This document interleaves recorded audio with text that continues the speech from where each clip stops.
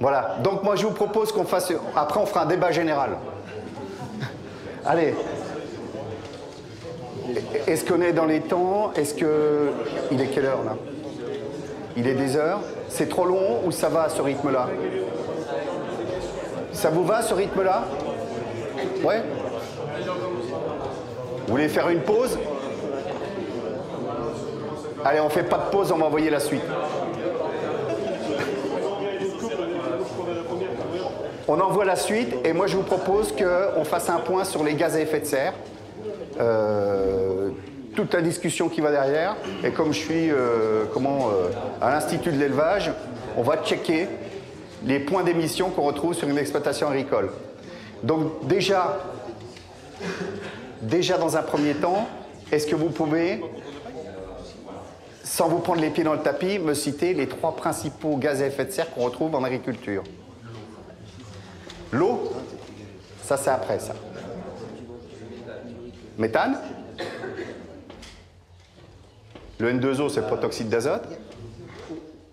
Et puis, je ne l'ai pas mis dessus, si, le CO2, lié aux énergies fossiles, consommation d'énergie fossile, etc.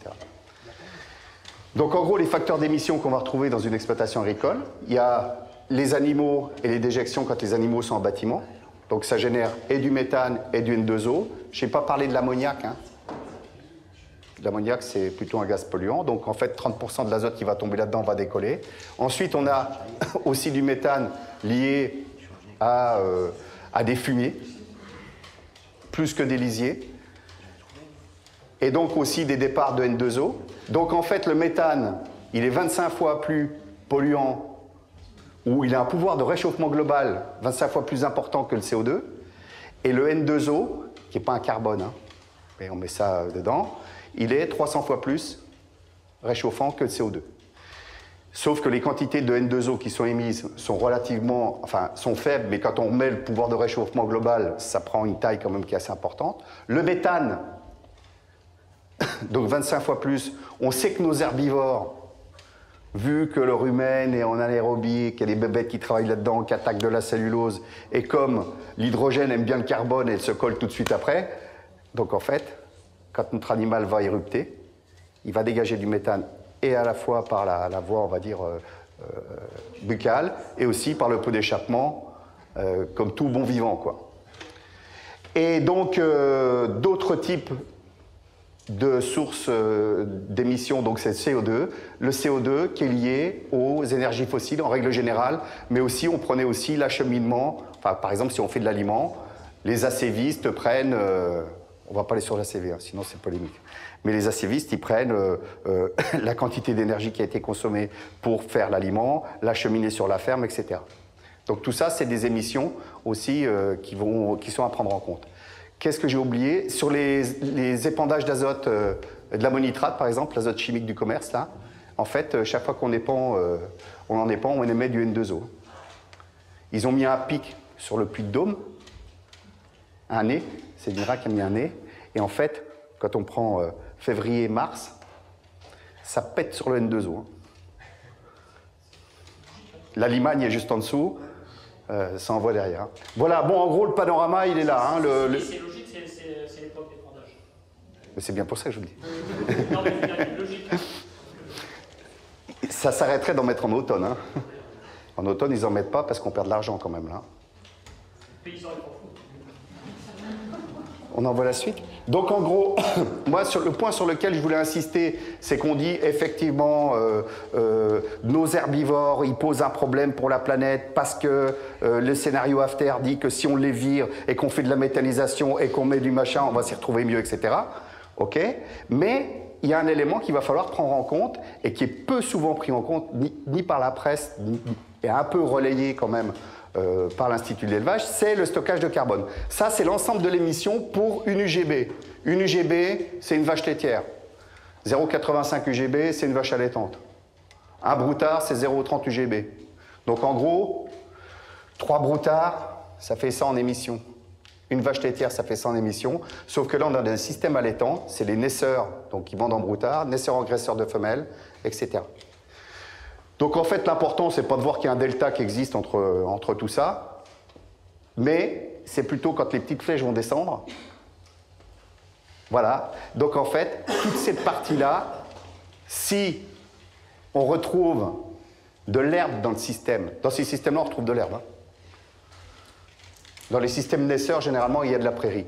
Donc sur les mesures qu'on a faites dans ces systèmes-là, et ça représentait 300 exploitations, je crois, en fait, alors c'est des mesures avec des facteurs d'émission qui étaient écrites dans la bibliographie de la littérature. On n'a pas mesuré le méthane, c'est un vrai bordel à faire. Hein. Donc en fait, la compensation par le stockage de carbone dans la prairie, où on se trouvera à peu près entre, on va le voir après, entre 500 et 1 tonne 2 selon le mode d'utilisation de la prairie, selon le mode d'intensification de la prairie.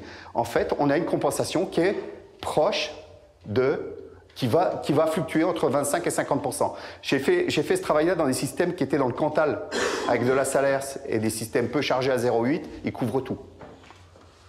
L'ensemble des émissions.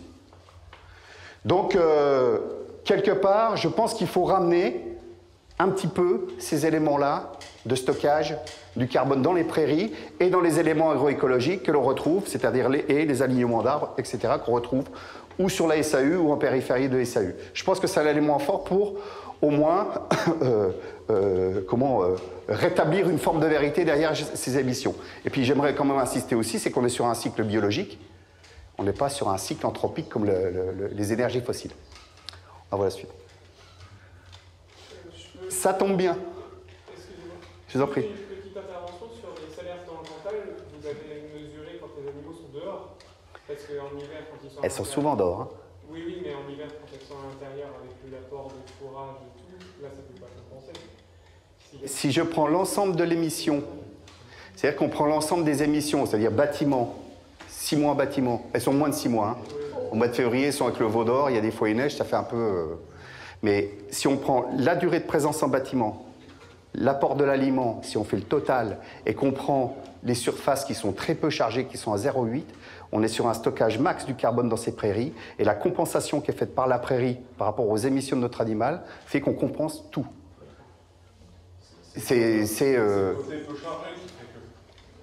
C'est côté peu chargé, mais quand même exploité, parce qu'une prairie qui n'est pas exploitée, elle va stocker moins de carbone qu'une prairie qui est exploitée en limite. Et la limite, on va dire qu'à un moment, il y a un effet bascule quand on se retrouve à peu près, parler de chargement, hein, en chargement instantané sur l'année, c'est-à-dire que si on a une UJB2 présente, en fait, sur toute l'année, là, on commence à avoir des pertes, et les sols respirent, et donc le carbone commence on commence à exhumer des carbones qui étaient stockés dans cette prairie. Et en plus, plus le chargement est important, plus on met quoi? L'azote. Et puis plus on met d'azote aussi. Donc ça va avec, hein? Oui, je vous en prie. Du coup, est-ce qu'il y a des études qui ont été faites sur le lien entre ce que vous appelez le chargement instantané et le stockage carbone dans les prairies? Parce que tout à l'heure, vous avez dit stockage carbone dans les prairies, vous prenez une fourchette. Mais en fait, aujourd'hui, il y a assez peu de connaissances en fait, sur... Je fais la diapositive après. Je vous fais la transition. C'est bien ça. En fait, il y a quand même un réseau européen, pour répondre à votre question, c'est qu'il y a un réseau européen, un observatoire en fait. Hein. Katia Klum, qui est à l'INRA à Clermont, a écrit des choses sur prairie, et il y a un papier même qui est sorti là, très récemment. Il est en anglais, hein, justement sur comment stocker plus en prairie. Alors, eux, comment ils font? C'est qu'en fait, sur l'accueil ou Marcenat, enfin sur leur station, ils ont des animaux avec des nez, ils piègent ça par un gaz indirect, et puis après, ils refont leurs calculs, et ça. Et sur les sols, ils ont aussi des essais durables, enfin, qui durent dans le temps, puisque mesurer du carbone organique dans les sols et le stockage, ça ne se fait pas sur 1 an, non plus sur 5 ans, mais sur 15, 20 ans ou 30 ans. Donc il y a des papiers là-dessus. Hein. Katia Klum, INRA. Klum, c'est K-L-U-M-P. Si tu veux faire un peu de bibliographie là-dessus. Ça a été fait avec un modèle de l'INRA. Et en fait, qu'est-ce qu'on a fait? On a pris une situation, c'était entre 2011 et 2012, mais je vais juste vous illustrer l'effet climat qu'il y a sur le stockage de carbone. C'est une prairie qui était pâturée. 2011, effet sécheresse très marqué. Il a fallu complémenter ces vaches allaitantes. Le chargement, on est à 1,1, 1,2 là, sur ces systèmes. Je crois que c'est même 1,1 pour être très précis. Mais en tout cas, il a fallu compenser parce que les prairies, elles n'ont pas produit grand-chose. Si les prairies ne produisent pas grand-chose, Bah, il ne stocke pas grand-chose parce qu'en fait, il y a une relation forte entre la sénescence racinaire et le développement racinaire, enfin développement racinaire plus ensuite la sénescence racinaire et ce qui pousse au-dessus. Sauf qu'il faut faire attention, c'est pas exponentiel, c'est qu'à un moment, quand on dépasse, on va dire 70 kg d'azote par hectare de prairie, etc., hop, on a tendance à faire ressortir tout ça. Alors ça, c'est une parcelle qui était pâturée. La parcelle pâturée, l'année suivante, là en cumulé, on était à 700. Et l'année suivante, on s'est retrouvé à 2,5 tonnes avec le modèle qui s'appelle PASSIM, qui permet de simuler. Dans votre essai, je pense que ça peut être utilisable d'utiliser PASSIM pour essayer de projeter. Vous ne pouvez pas, c'est impossible. On le fait avec une rade d'usine, non? Bah, c'est oui, mais si vous le faites avec Chabi, c'est impossible de le voir. C'est des essais à 20 ans qu'il faut faire. On demandera du financement s'il y a des financeurs dans Oui, mais ça, si vous êtes capable de le faire sur un an, on va venir chez vous, on va regarder. Hein, parce que là, on ne peut pas, mais c'est pas assez. Parce que justement, on va regarder le phénomène. Et le phénomène, c'est qu'en fait, on se retrouve, selon la période climatique, etc., dans la saison, avec des zones de déstockage et des zones de stockage. Je ne l'ai pas mise dedans parce que je ne pensais pas qu'on allait s'attarder là-dessus. Dans la même année, on a fait la même chose pour une prairie qui était fauchée. On est en déstockage. On est à moins 400 kg de déstockage de carbone sur 2011 avec l'effet de sec, sur la prairie fauchée. Hein. Ça, c'était du pâturé. Et on est à 200 kg sur 2012. Donc, en fonction du mode d'utilisation, on a des effets différenciés sur le stockage du carbone. Et après, il y a tout le côté intensification, chargement, etc., qui vont rentrer en ligne de compte.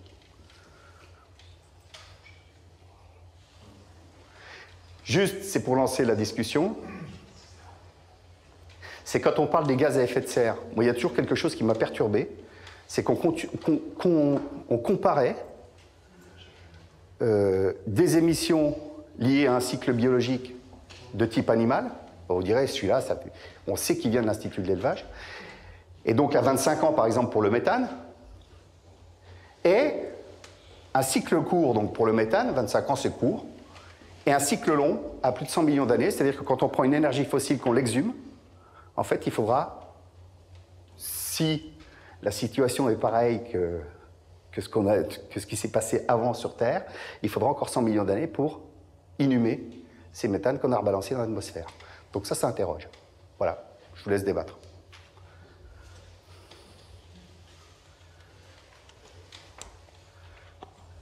Donc en gros, est-ce qu'on n'est pas en train de tout mélanger, quoi ? Est-ce que ceux qui discutent de gaz à effet de serre et d'émissions de CO2 ne sont pas en train de tout mélanger? J'ai pas dit que le GIEC était pas bon, hein. Ça ne permettrait pas. Mais l'entrée par le pouvoir réchauffement global en fait, le GIEC a construit sa réflexion sur ça. Hein. Est-ce que c'était la bonne entrée? Est-ce que demain, la question que je vous pose, quand on voit ces deux leviers-là, quel serait le levier le plus important? Ou si on compare les émissions liées aux vaches et les émissions liées au transport, on voit que si, effectivement, si on baisse le nombre de vaches, on va diminuer de 0,01% de gaz à effet de serre. Mais la masse du gaz à effet de serre, c'est les transports. Quoi. Donc, il faut toujours supprimer les vaches, ça changera pas fondamentalement les choses. voilà, surtout si, en plus, le GIEC, quand il avait fait ses premières mesures, et qui avaient été relayées par la FAO, en plus, à l'époque, il disait l'ombre du... Je ne sais plus, ils avaient fait un truc, l'ombre de l'élevage, etc. Ils avaient complètement négligé le stockage de carbone. Ils avaient fait un papier où on prenait que les émissions brutes. Les émissions nettes, c'est on déduit la fonction stockage de carbone qu'offre la prairie. Et on va aller même plus loin. Quand on dit bouffer des céréales, au moins, il n'y a pas beaucoup d'émissions. On l'entend, ça, hein? On oublie quoi? Dans un système polyculturel vache, c'est vrai, dans un système... Non, mais on oublie quoi? On oublie ce qu'était le sol il y a 40 ans, c'était de la prairie, et qu'on a exhumé 60 tonnes de carbone organique. Il est bien parti quelque part, hein?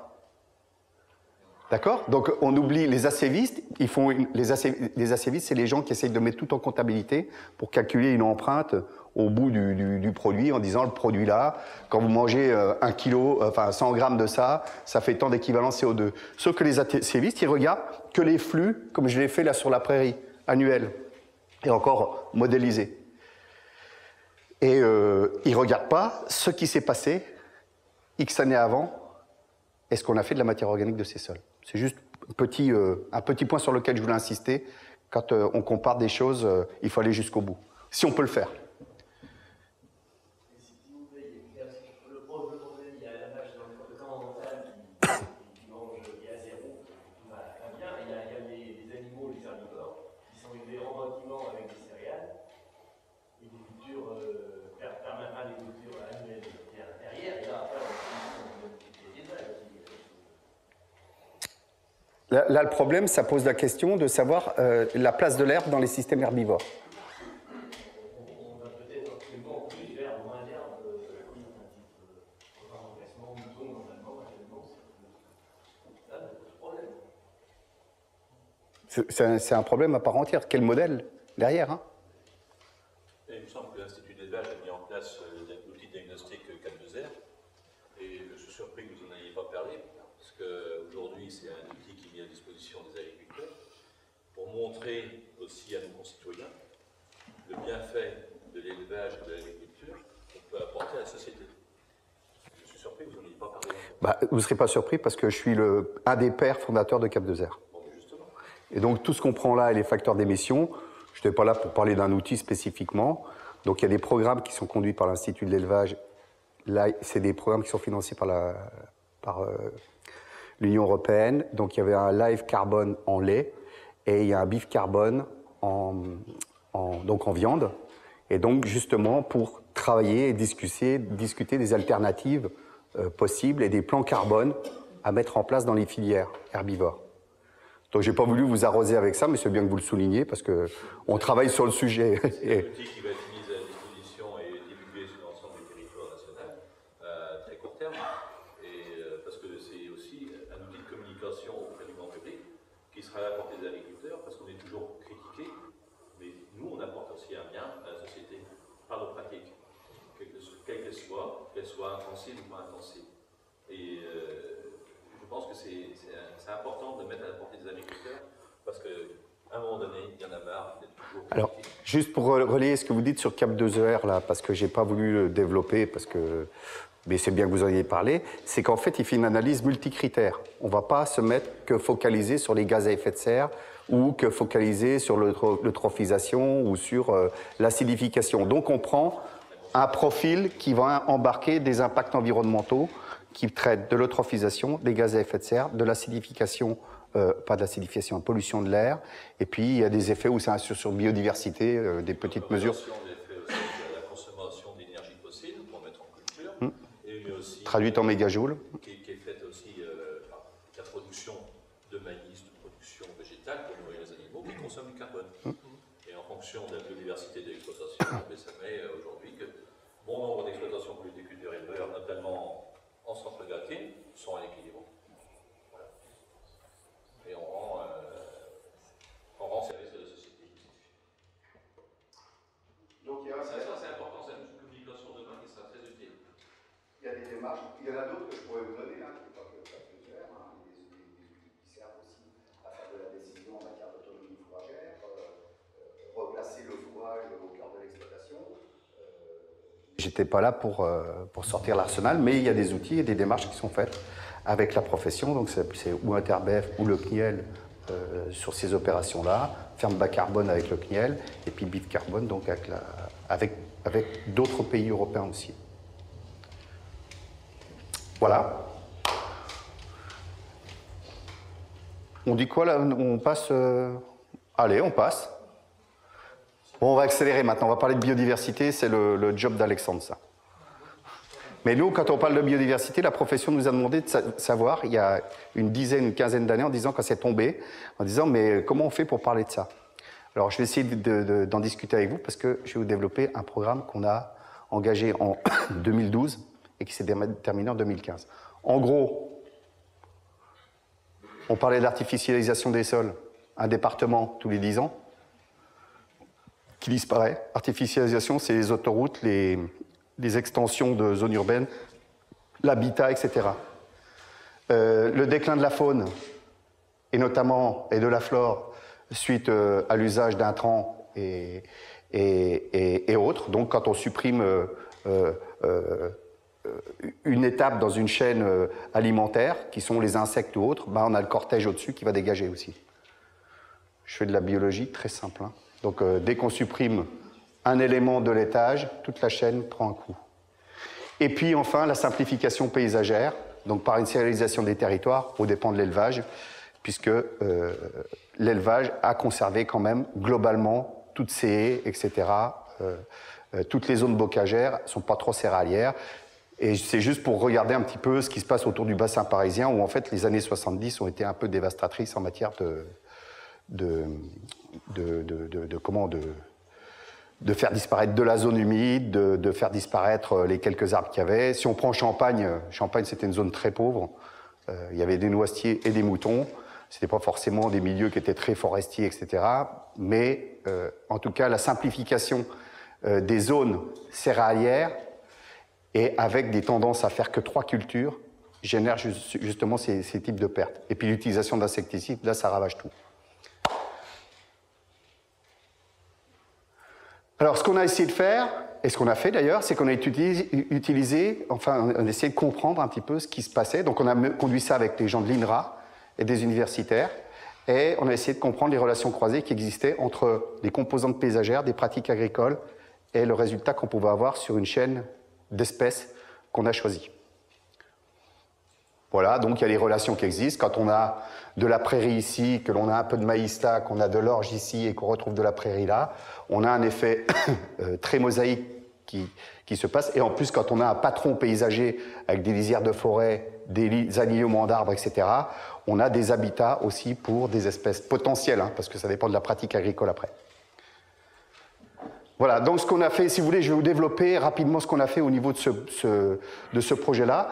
En fait, on a pris en compte, donc sur 3 zones climatiques, puisqu'il y a un effet climat, on a supposé qu'il y avait un effet climat. On a travaillé donc sur des élevages laitiers et allaitants, sur Normandie, enfin c'était la Manche en l'occurrence, la Haute-Marne, et une montagne moyenne, humide, donc le Puy-de-Dôme, un massif central. Donc on avait une situation océanique, semi-continentale et montagne moyenne. Donc on a pris de la prairie permanente et on a fait toutes nos mesures sur la prairie permanente. Mais vous allez voir qu'on a fait des mesures indirectes avec ce qu'il y avait autour. Si on passe la suite, donc en fait on a pris ce cortège d'espèces-là qui va du lombric en arrivant jusqu'aux oiseaux, en passant par les chiroptères, les bourdons, les orthoptères. Orthoptère, sauterelle, voilà. Chiroptère, boum. D'ailleurs, il y a des documents, là, si vous voulez les prendre, ils sont en libre service. Et donc, la flore, je ne sais pas trop où la mettre, puisqu'en fait, ce qu'on a pris, c'est de l'espèce la plus inféodée à l'espèce la plus mobile. Les vers de terre ne bougent pas. Normalement, c'est eux qui se prennent les impacts des pratiques. Et les espèces les plus mobiles, elles sont plutôt moins dépendantes des pratiques, même si elles sont dépendantes des pratiques, mais aussi plutôt dépendantes, comme les chiroptères, en fait, de l'hétérogénéité paysagère du paysage. Voilà, donc on a été ambitieux, on a voulu mesurer tout ça. Donc on a mesuré, on a regardé, en fait, comment les richesses spécifiques se comportaient au sein d'une espèce. Richesse spécifique, c'était nombre, variétés que l'on retrouve au sein d'une espèce, nombre de chauves-souris, de variétés différentes qu'on retrouve, entre une pipistrelle, un grand murin, etc. Donc, deuxième étape de ce qu'on a fait, pour mesurer ça, c'est qu'en fait, on a pris le parcellaire de l'agriculteur, les parcelles choisies, donc il y en avait 4 par exploitation, et il y avait 36 exploitations sur les 3 zones. Et en fait, on a fait des buffers à 300 mètres, on a fait un cercle à 300 mètres, et on a numérisé tout ce qu'on avait dans le périmètre de 300 mètres. Des alignements d'herbes, on a su, vous savez, c'était du colza qu'il y avait autour de la prairie, c'était, donc on avait la nature des cultures. On a fait la même chose, reviens un peu en arrière, on a fait la même chose à 1500 mètres, puisqu'on a joué sur la mobilité des espèces, hein, et on a fait la même chose sur 3000 mètres. C'est-à-dire qu'on a numérisé tous ces territoires et on sait tout ce qu'il y avait sur ce territoire-là, enfin en tout cas sur ce cercle. Donc voilà le résultat un peu de la numérisation. Hein. Alors je vous ai simplifié le truc parce qu'il y avait d'autres trucs derrière avec des zones humides et autres. Donc si on passe derrière ça. Donc en fait, on va au résultat. Donc j'ai pris l'exemple du bourdon et juste pour donner un élément qui est je ne vais pas vous parler des statistiques qu'on a utilisées, c'était une méthode assez originale. On travaille par bloc et à l'intérieur du bloc, on a des variables. Donc par exemple, on a un bloc pratique agricole, ça peut être des quantités d'azote, ça peut être des pressions de pâturage, ça peut être, donc on avait 7-8 variables. Sur le paysage, on avait donc les alignements d'arbres, on savait combien il y avait de linéaires, de mètres linéaires au sol de ces arbres, on savait si c'était des haies stratifiées à 2 niveaux, 3 niveaux, c'était des buissonnantes, etc. Donc on avait toute cette gamme-là qu'on a mis dans notre traitement statistique, et puis aussi le parcellaire. Et le parcellaire, c'était la taille des parcelles, mais aussi la forme des parcelles, entre autres, hein, il y avait d'autres éléments. La forme des parcelles, quand on piégeait ça avec une petite formule, je vous la simplifie, c'est qu'en fait on prenait le périmètre sur la surface. Plus le périmètre s'éloigne de la surface, plus la parcelle est complexe. Plus on s'éloigne du carré, en fait. Donc en fait, les réponses qu'on a eues sur les richesses spécifiques, déjà le premier enseignement, c'est que, allez, en gros, selon les types de pays, les types de milieux dans lesquels on se trouve, selon la région, en fait, la réponse, c'est dans le détail des indicateurs. Les réponses ne sont pas les mêmes. C'est-à-dire que si on voulait répondre sur bourdon, chiroptère ou autre, en fait, la façon dont on agirait en Auvergne, ben, ce n'est pas celle sur laquelle il faudrait agir. Alors, c'est peut-être défoncer des portes ouvertes. En tout cas, c'est mis en évidence de façon flagrante. Donc, en fait, les richesses spécifiques ne sont pas expliquées avec les mêmes ingrédients. Donc, en gros, tout ça pour vous dire qu'en fait, on est sur 3 blocs. Faire de la biodiversité, c'est tenir compte du parcellaire, notamment pour les bourdons. Pourquoi les bourdons? Parce que c'est des espèces sauvages, c'est pas le troupeau d'abeilles qu'on déplace comme un troupeau de vaches pour amener ça sur des zones pollinisées, enfin avec du pollen, et qu'on déplace, etc. Le pollinisateur sauvage, lui, il reste sur place, il a son habitat sur place, et en plus le bourdon, lui, détruit toute sa ruche à l'entrée d'hiver, donc c'est une espèce quand même qui est un peu sensible. Hein. Donc déjà on en a trouvé, territoire d'élevage, déjà on en a trouvé, et en plus on a expliqué les richesses spécifiques selon ces compartiments. Et a priori le parcellaire, là, il a aussi sa place, sachant que le paysage c'était plutôt ce qu'on voit en termes d'alignement et autres. C'est en fait, on va dire qu'ici c'est les endroits où certainement ils bouffent, mais aussi c'est un habitat. Là on va dire que c'est sûrement l'habitat. Et puis les pratiques agricoles n'influençaient que peu ces milieux-là. On était dans des milieux plus polyculture élevage. Mais ça veut dire qu'aussi il y a des effets de compensation qui certainement se cachent derrière. Donc ça veut dire que si on travaille et qu'on impacte un petit peu, si on a gardé une structure intéressante au niveau paysagère et si on a gardé un parcellaire qui n'est pas lissé, carré, etc., on se retrouve avec une capacité de résilience justement pour ces espèces. Mais là on était dans les milieux de riches, je vous le dis quand même, on en a retrouvé. Il doit y avoir 23 à 24 espèces de bourdons en France. On a retrouvé toutes les gammes. Hein. Pas sur toutes les parcelles. Hein. Il faut retrouver avec 2 variétés sur une parcelle, 4, 3, etc. En tout cas, tout le monde était présent sur toutes les régions. On passe. Mais grâce aussi à la prairie permanente, hein, faut pas l'oublier. Hein. Les trèfles qui servent de relais alimentaire, une fois que l'aubépine a dégagé et qu'on retrouve ça, il y a quand même la notion un peu de continuité alimentaire dans le temps qui est vachement importante pour ces espèces. Et puis là, c'était les chauves-souris. Donc en fait, on a acheté des radars, là, des bad box, là, où en fait, on a un sonogramme qui est enregistré sur ces boîtes. Enfin, il y a 2 micros autour. Ça enregistre les ultrasons. Et le sonogramme, on a travaillé avec le Muséum d'histoire naturelle, d'ailleurs, je pourrais les citer quand même. Et puis France Nature Environnement aussi, qui a bossé avec nous sur le sujet. On leur dit, viens avec nous pour bosser, parce que faut qu'on fasse les choses ensemble pour pouvoir avoir des vrais messages, quoi. Pas des messages subliminaux. Et donc, ce que je voulais dire sur les chiroptères, c'est que donc on a acheté ces machines-là et on était capable de piéger par le sonogramme le type d'espèce qu'on avait. C'était le pipistrelle, un grand murin ou autre espèce. Et en fait, on remarque que là, ça marche bien sur le paysage. Alors vous me direz, on a validé une hypothèse, c'est qu'en fait, quand on a des structures paysagères pour une espèce qui est un peu sentinelle, parce que c'est quand même un mammifère volant, il vit 25 ans, il fait qu'un petit, S'il le rate en été, en tout cas, il va être obligé de le refaire l'année suivante. Et puis, si, en plus, il est très sensible aux insecticides, puisqu'en fait, elle bouffe 2 tiers de son poids en insectes tous les jours, à la fois pour alimenter, puisque c'est un mammifère, donc pour la phase de lactation, mais aussi après pour la chasse, quand elle apprend aux petits à chasser, qui est sur la période, on va dire, de début août jusqu'au 15 septembre. Donc il y a l'apprentissage à la chasse. Si on a déploiement, le petit il crève. Absence de proie, pardon. Donc voilà en clair. Donc les pratiques agricoles sur Lorraine, Champagne, Ardennes, il y a sûrement des choses qui étaient un peu plus impactantes sur le sujet. On est un peu plus pauvre, c'est des milieux qui sont un peu plus ouverts. C'était sur le Basigny barrois et puis la Champagne humide. Donc en fait, c'est un peu plus ouvert, donc ça veut dire que cette notion aussi de résilience liée à l'hétérogénéité paysagère et autres, elle a joué un rôle là-dedans. En tout cas, on en a retrouvé partout où il y avait de l'élevage. J'ai une bestiole qui vient m'attaquer, là. Il n'y a pas de chauve-souris. Et donc voilà, moi c'est le résultat principal que je voulais dire. Et en fait, on a fait émerger, on a construit une méthode qui travaille non plus, une méthode donc d'évaluation de la biodiversité, qui passe non pas par la mesure de taxon d'espèces dans les milieux, parce que c'est hyper compliqué, on va passer l'année suivante, ça ne marche pas. Sur les chauves-souris, on a fait 2 années de mesure. Hein.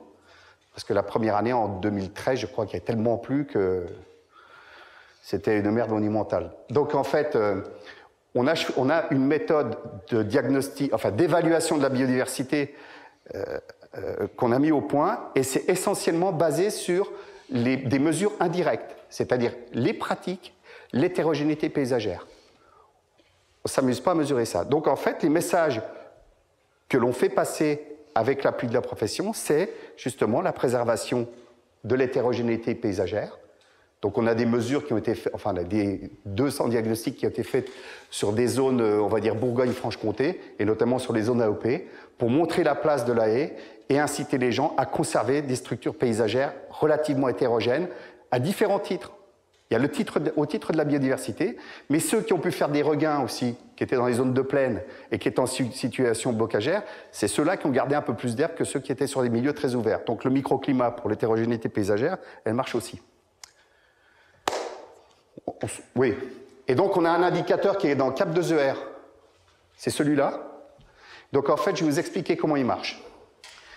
On affilie, donc on a différents objets qu'on retrouve sur un patron paysager. On a des arbres, des arbres moyens, petits, gros. On a des haies buissonnantes, on a des stratifiés à un niveau avec des arbres dedans. La haie de Mayenne, par exemple, avec des arbres têtards. Donc on a toute une gamme. En fait, le catalogue de la Redoute, qui doit être en 25 ou 30 points, les zones humides, enfin un certain nombre de choses.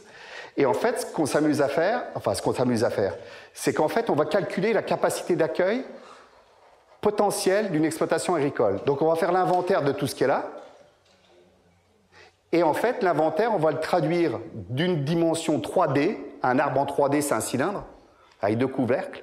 On va ouvrir ce couvercle-là, on va le ramener en surface 1D, c'est-à-dire qu'on va mettre des mètres carrés pour un petit arbre, pour un moyen, un gros. Pour la haie, c'est un pavé qu'on découpe, machin. Et en fait, on va prendre toute cette surface-là, on va la ramener en hectares à la fin, on va sommer l'ensemble, et on va sommer la SAU.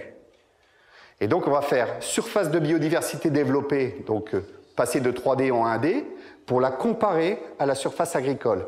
Et en fait, le fait de comparer ça à la surface agricole, ça va nous donner un gradient qui est très intéressant, parce que dans les zones très hétérogènes, l'hétérogénéité, elle commence à 50. Quand on est en dessous, ça dégrade. Hein. Donc à 50, ça veut dire que 50, ça veut dire que quand j'exploite 1 hectare de SAU, j'ai 50 arts de surface d'accueil dans mon exploitation agricole. J'entretiens 50 arts de surface d'accueil dans mon exploitation. Lié au volume. Si on supprimait les chaises qui font l'hétérogénéité dans cette salle, et qu'on les rajoute après, on a différents volumes qui apparaissent sur notre surface plane. Donc l'idée, c'est de regarder en fait ces volumes qui sont une capacité d'accueil. Hein. L'arbre, il n'héberge pas que l'oiseau. Hein. Donc en tout cas, on essaye de piéger ça de façon quantitative et de façon indirecte. C'est un des indicateurs de la méthode et c'est un indicateur phare de la méthode Cap 2R. Voilà. Donc je passe hein, de ce qu'on a vu dans les différents pays. Voilà. Pardon. Je vous écoute. Non, c'est une question, mais peut-être un peu naïve. Vous n'avez pas défini ce qu'est la pré-permanence. C'est la STH pour moi. C'est la surface toujours en herbe. Ça veut dire quoi?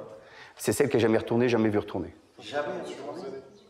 Vous aviez parlé de 11 ans. Après, il y a... Tout à l'heure, vous aviez parlé de 11 ans. Non, non, j'ai dit que les... J'allais pas reprendre. La prairie permanente, j'ai bien mis 11 ans pour une raison, c'est qu'elle est maintenant engagée dans une trajectoire de prairie permanente.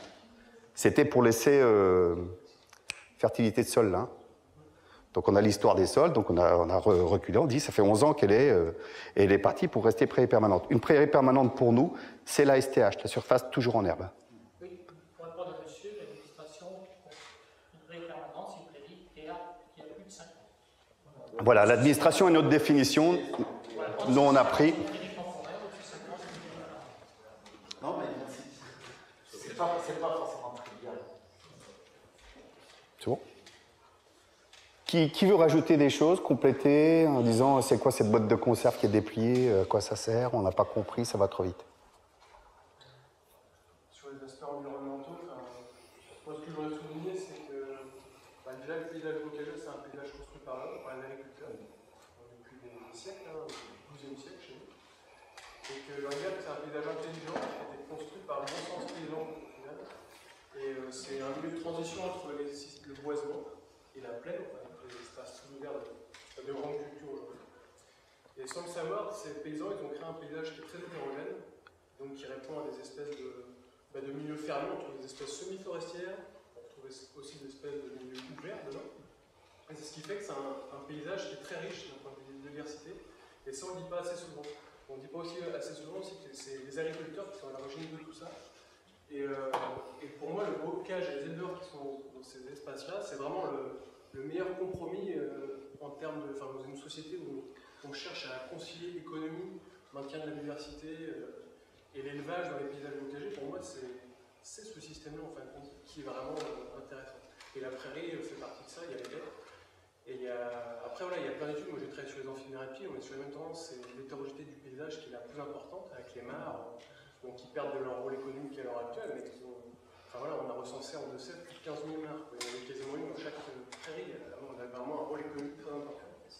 Et derrière, entre tous ces milieux, l'homme, c'est un milieu semi-naturel, le bocage, a créé vraiment une richesse qui est assez remarquable et qui répond aussi à une fonctionnalité économique derrière les auxiliaires des cultures. Il y a plein d'études qui montrent le rôle des carabes dans la productivité, dans la gestion des adventices.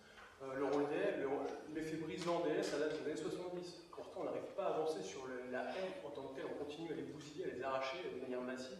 On a perdu 50% des haies en Vendée, 40% en Deux-Sèvres, alors qu'elles ont un rôle agronomique hyper important. On a des gains de production entre 5 et 30% quand on a des haies. On perd sur les bordures, mais on gagne en termes de productivité dans les parcelles. Il y a des études qui montrent la taille optimale d'une parcelle. Ça, c'est vous allez un peu rebondir sur tes indices. Il y a des études qui montrent que la taille un peu optimale d'une parcelle en termes de compromis, rendement, gestion un peu, maintien des éléments semi-paysagers, c'est de l'ordre de 5 à 6 hectares. Et on continue à faire des parcelles maintenant de 20, 30. Alors, sur la méthode de diagnostic qu'on a, la méthode totale, hein, c'est-à-dire qu'on fait une approche paysagère, donc on prend une photo satellite à 5000 mètres, et on pixelise, on prend des carrés de 250 mètres sur 250 mètres. Ça correspond au pixel qui est le plus favorable pour le bourdon dans son déplacement. C'est une espèce un peu intermédiaire. Donc ça tombe bien que tu parles du 5-6 hectares, parce que le 5-6 hectares en carré. Hein.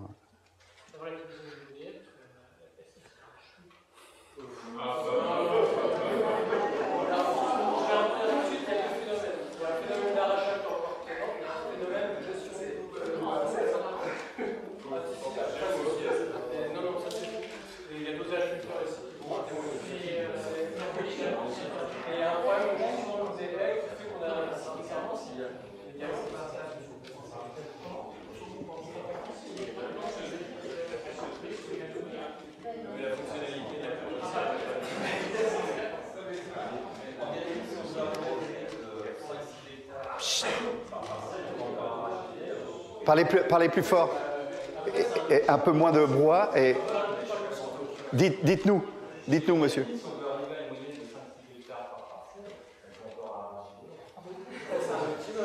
Après, c'est par rapport à des espaces, à des cultures. Est-ce que c'est pas préférable d'avoir la moitié moins d'abeilles, mais des vraies haies plutôt que des haies paillasson? Après, il y a le rôle de fonctionnalité qui est hyper important pour la structuration paysagère. Si on a moitié demandé, est-ce qu'on va encore s'appeler bocage ou gâtine? On est dans des systèmes paysagers, où on parlait de l'empreinte identitaire tout à l'heure. Pour moi, on est dans des systèmes à l'heure actuelle en gâtine, où ça ressemble plus à de l'open field qu'à de la gâtine. Et ça, c'est une notion identitaire, parce que l'élevage, il est moins présent.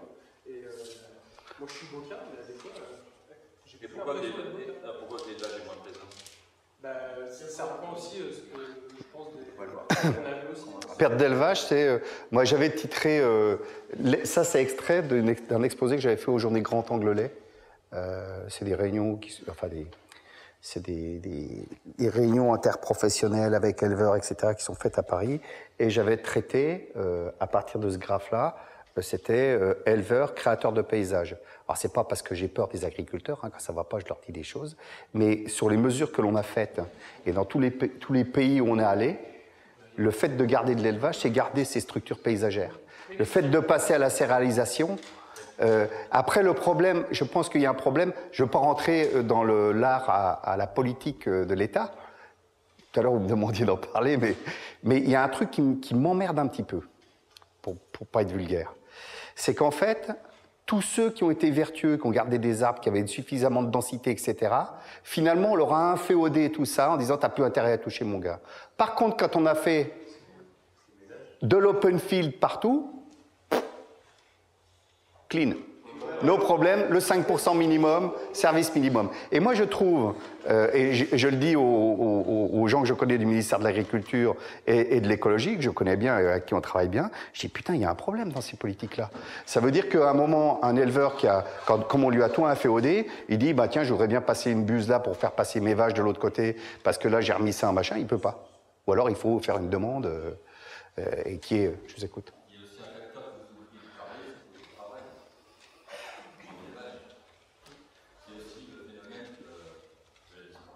Ah oui, oui, bien sûr. Non, mais c'était pas trop l'objet, mais il y a plein de raisons. Il y a plein de raisons en lait, par exemple, d'arrêter le lait. Attends, le travail d'astreinte, il est fou, quoi. Les gens aspirent à 30 ans ou 35 ans à une autre vie. Donc le tracteur avec les céréales, peut-être que ça payera pas tout le temps. D'ailleurs, ça paye un peu de moins en moins. Mais que le travail d'astreinte derrière la vache, même avec le robot n'est pas forcément la solution à ça. L'élevage, c'est vraiment un truc, faut la vocation, quoi. Enfin, je dis vocation, c'est... Non, mais c'est un engagement de... Je les écoute, hein. Vous parlez aux autres, hein, pas qu'à moi, parce que j'ai pas réponse à tout.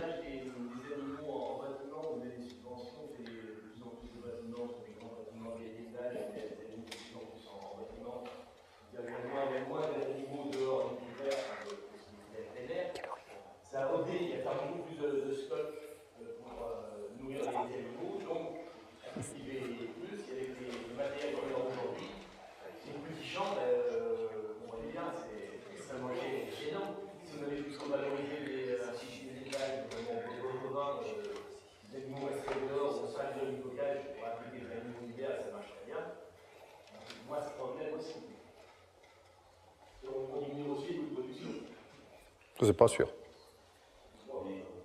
La haie qui est un bien commun, est-il normal que ce soit l'agriculteur qui supporte seulement la charge de l'entretien?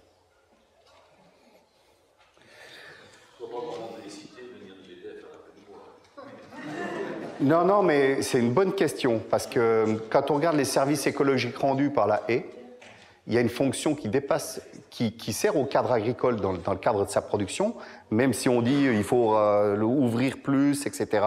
Attention, parce que ça, c'est des phénomènes à 30 ans qui coûtent cher. Hein. On va parler dans une quinzaine d'années des situations de grande culture, hein, des zones de grande culture. Je pense qu'on en parlera même avant.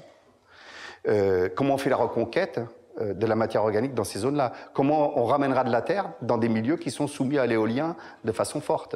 Donc, il faut faire attention. C'est une agriculture qui, par des PAC qui sont pas toujours, par une PAC qui est pas toujours claire en 92 et qui a fait faire quand même, qui a tourné un peu le dos à l'élevage. Enfin, moi, c'est mon avis, et qui a ouvert la porte aux grandes cultures.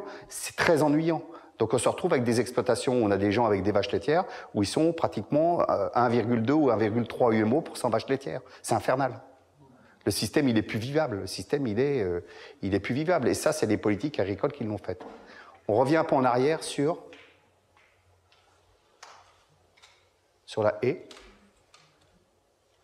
Donc, ceux qui ont arraché il y a 30 ans, pas de problème. Ceux qui ont gardé, menottés. On parle du PMPOA. J'ai bossé 10 ans sur le PMPOA, en appui au ministère. C'est juste... Hein? Un programme de maîtrise des pollutions d'origine agricole, où on a fait des ouvrages de stockage dans les bâtiments, où on a fait de l'agronomie, etc. Je suis un provocateur, hein. Il y a une iniquité très importante dans ce programme-là. C'est-à-dire que tous ceux qui étaient en règle avec la réglementation, une réglementation qui a évolué, c'est pour ça que l'État a aidé les agriculteurs aussi à se mettre à jour sur des installations classées, des arrêtés qui apparaissaient, où on leur demandait plus d'ouvrages de stockage que le RSD, etc. Mais il y en a qui s'étaient mis en conformité déjà en 98 ou 97, qui n'ont rien touché. Et en fait, tous ceux qui n'avaient pas d'ouvrage de stockage ont touché plein ballon. C'est encore une fois une politique. Alors, il faut bien aider les gens aussi là-dessus. Aider les gens, quand on change la réglementation, c'était normal. Par contre, quand on aide des gens qui avaient zéro, ça pose quand même un problème par rapport à ceux qui avaient déjà mis les moyens derrière. C'est juste pour... Alors, c'est pas facile de faire une politique d'État nationale. C'est compliqué, je le conçois. Mais en tout cas, on est toujours dans le rattrapage. Oui, mais il y avait quand même, par rapport à l'histoire, dans les années 60, une réglementation où il y a eu une période de laxisme et où on a permis de construire, et sans avoir forcément des unités de stockage en proportion des élevages qui se faisaient. Et à un moment donné, compte tenu des problèmes de nitrate, le PMPOA a permis de remettre à plat, de remise à zéro un peu en matière de stockage. Puis l'agronomie aussi. L'agronomie aussi. Oui, donc il y avait de l'agronomie et globalement, ça a permis des effets positifs au niveau des exploitations d'élevage dans le secteur. Non, mais c'est clair, moi, c'est... Il y a une manière d'appréhender davantage les effluents, de mieux les utiliser, de mieux les stocker en charge de matériel, moins de casse, donc finalement, on s'y retrouve. Qualité du lait, tout ce qui va derrière aussi, parce que un bâtiment qui fonctionne bien avec des ouvrages de stockage, c'est pas... On a souvent mélangé le PMPOA pour les stockages des effluents et l'outil de production en tant que tel et le logement des animaux. Donc les animaux sont mieux logés et les effluents sont canalisés. Voilà. Bien sûr. Sinon, c'était... il y avait une gestion, en fait, de dégagement qui était fait. On dégageait des bâtiments et après on dégageait sur les parcelles parce que les élevages ont grossi. La réglementation des années 60, les fumières qu'on avait avec la rampe, il y avait toujours une fosse dessous pour récupérer les jus. Tout le monde était clair dans les années 70. Hein. Avec le RSD, il y avait 2 mois de stockage, tout était... sauf qu'après, les airs raclés ont foutu... Voilà. Sur cet aspect-là, pardon. Je vous écoute. Hein. Parce que vous vous interrogez effectivement sur la réglementation et les effets pervers de la réglementation. Mais... je n'ai pas les effets pervers de la réglementation, de la PAC, quelquefois. Oui, mais la PAC, chaque pays la décline localement. Donc, quelque part, quand même, c'est pas une PAC, c'est pas quelque chose qui vient d'en haut et qui... Il y a quand même des grandes règles. Hein. Il y a des grandes règles, mais qui sont diversifiées par pays. Et pendant longtemps, j'ai cru quand même comprendre qu'au niveau de la politique agricole, le ministère de l'Agriculture, enfin la politique agricole était quand même, il y avait une sorte de cogestion entre le ministère et puis le syndicat majoritaire. Donc je ne comprends pas le fait que ça puisse se retourner, ou alors je comprends trop bien le fait que ça puisse se retourner contre les éleveurs en faveur d'autres types de pratiques. Quoi, la PAC de 92 ou faites Non, la politique agricole. De 92, c'est celle de 92, mais à l'intérieur du monde agricole, il y a des éleveurs, il y a des céréaliers, il y a des lobbies plus ou moins forts. Oui, mais il y avait quand même une tendance à céréaliser quand même tous ces systèmes. La modernité, c'était d'arriver à ça. Hein. Je ne suis pas toujours d'accord avec vous quand vous dites céréalisation. Pourquoi quand on va aujourd'hui dans l'évolution du monde agricole vers une céréalisation? Aujourd'hui, qui aspire dans une société moderne à être éleveur et de bagnard de la société du 1er janvier au 31 décembre, jour et nuit? Qui aujourd'hui est capable de venir faire ce métier avec nous dans la salle? Il n'y a personne. Et à un moment donné, on a ce qu'on mérite. Alors, soit, dans les années jusqu'en 2008, en secteur laitier, en Deux-Sèvres, on installait, allez, sur 120 installations aidées, 40% en élevage laitier. Aujourd'hui, 7-8% maximum. Pourquoi? Il n'y a pas de revenus. Alors, est-ce que la société est capable de payer un peu plus cher pour aborder et mieux rémunérer le monde agricole et le monde des éleveurs, qui pourra permettre d'entretenir l'espace rural et le territoire à qui certains, ça semble appartenir à tout le monde? Moi, je pose la question. On a ce qu'on mérite aujourd'hui dans notre société. On est les premiers à vouloir acheter moins cher, moins cher, moins cher. Quand je vois le bio aujourd'hui, le bio, qui pour moi est considéré comme une excellence, quand je vois aujourd'hui du biomoincher.com dans les étalages, c'est franchement dit, on se fait voler la valeur ajoutée. Et on est les premiers, tout le monde, à vouloir acheter moins cher. Donc maintenant, notre responsabilité... Mais il y a un paradoxe de société, hein, quand même. Hein. La responsabilité, elle appartient à tout le monde. Hein. Juste rappeler. Hein. Il y a un paradoxe de société. Moi, je ne dis pas que je suis toujours d'accord avec vous, parce que je vous dirai quelque chose tout à l'heure. Je voudrais juste renouveler quand même il y a 50 ans, 50% du revenu servait pour s'alimenter, aujourd'hui 13%. Oui, mais avec des niveaux, des montants qui ont beaucoup plus élevés. Mais on peut rajouter, et ce que vous ne rajoutez pas, c'est quel est le pourcentage de la bouffe qui vole à la poubelle? Incroyable! Incroyable! Non mais c'est un scandale, ça.